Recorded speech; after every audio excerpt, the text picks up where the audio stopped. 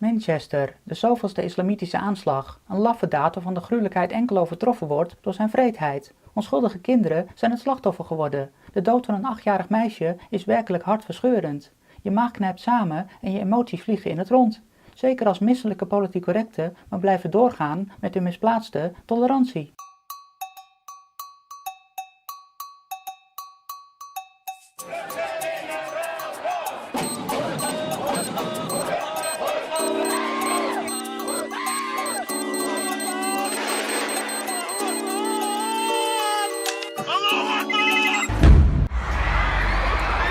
Oh my God!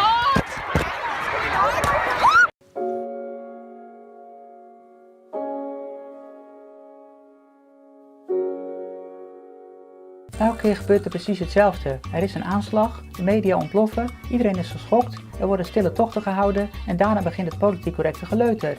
Je mag het vooral niet hebben over de islam. Je mag het zeker niet hebben over die ene oplossing die nodig is en iedereen wel kent.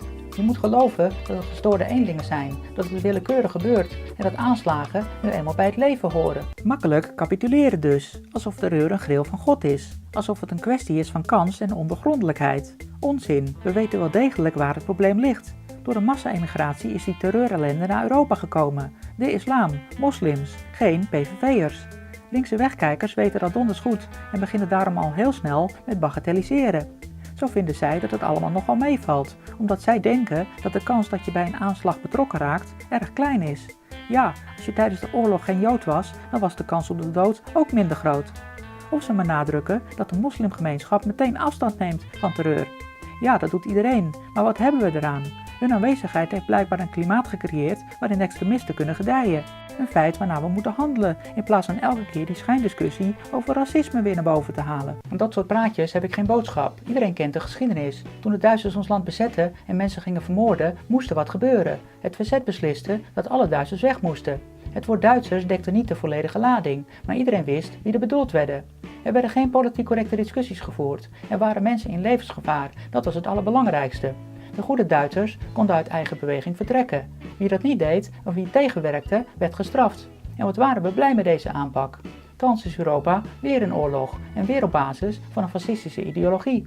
Helaas zijn mensen te bang om te zeggen waar het op staat. Ondertussen loopt de baas van de geheime dienst te lobbyen voor nog meer privacy-schending. Want terrorisme. En als je daar tegen bent, dan ben je vast zelf een terrorist. Terwijl bij elke aanslag blijkt dat de daders al lang bekend zijn bij de geheime diensten. Ze worden gewoon niet opgepakt.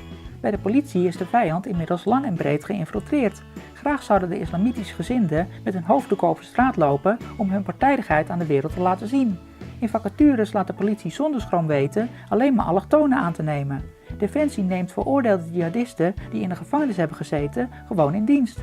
Heb jij nog vertrouwen in die corrupte linkse overheid en al die instanties? De politiek gaat ook niet met oplossingen komen. De VVD zal heel makkelijk met de PVV de massa-emigratie een halt toe kunnen roepen. Maar de VVD kiest liever voor links. En het volk staat erbij en kijkt ernaar. Ik begrijp heel goed dat mensen inmiddels terreurmoe zijn. Ik snap de angst voor maatschappelijke disqualificatie. Maar we mogen nooit wennen aan terreur. Er moet wat gebeuren. Maak het tenminste niet erger. Er zijn nog steeds dappere strijders die echt willen vechten voor je vrijheid, maar zij worden tegengewerkt en uitgescholden. Denk goed na, want misschien doe je er bewust of onbewust wel aan mee. De afgelopen tijd heb ik mensen horen jammeren dat ze niet kunnen geloven dat de islam zo wreed kan zijn dat ze zelfs kinderen ombrengen. Nogal naïef, want het is een feit van algemene bekendheid dat radicale moslims in het Midden-Oosten regelmatig kinderen als levend schild gebruiken. Hun sprookjesboek beschrijft een pedofiele profeet die trouwt met een 9-jarig meisje en daar dus ook de huwelijksnacht mee beleeft. Binnen islamitische culturen zijn kindhuwelijken, incest en polygamie heel normaal. Op Koranscholen in bijvoorbeeld Rotterdam mishandelen ze kinderen om ze zo te dwingen de leer van de Koran te volgen. Kinderen, vrouwen, joden, homo's en andere ongelovigen zijn niks waard voor de islam. Het feit dat er ook gematigden zijn die daar nog niet naar durven handelen, doet daar niks aan af. Denk daaraan voordat je het verzet gaat lopen uitschelden en mensen racistisch gaat noemen. Wat kunnen mensen zoals ik die van hun land houden en om hun volk geven na al die jaren en al die aanslagen nog zeggen? We hebben jullie gewaarschuwd met gevaar voor eigen leven, maar het is allemaal genegeerd. Je hoeft niet meer te vragen waarom terreur plaatsvindt. De geschiedenis van de massa-emigratie, inclusief de oplossingen, is bekend. De vraag die je je zou moeten stellen is: hoeveel kinderen moeten er nog doodgaan voordat je wilt ingrijpen? Hoeveel verkrachtingen door immigranten moeten er nog plaatsvinden voordat de social justice warriors een keertje ophouden met hun gedoe?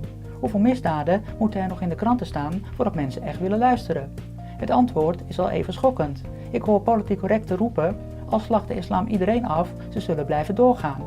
En dat is heel erg eng, want zulke mensen zitten overal in de maatschappij, misschien zelfs wel bij jou thuis. Iedereen heeft zijn eigen individueel verhaal. En dat verhaal is een verhaal van ellende, van strijd, van doorzettingsvermogen om voor jezelf, voor je vrouw, voor je man, voor je kinderen een beter bestaan te creëren. Omdat je niet meer veilig kunt wonen in je eigen land.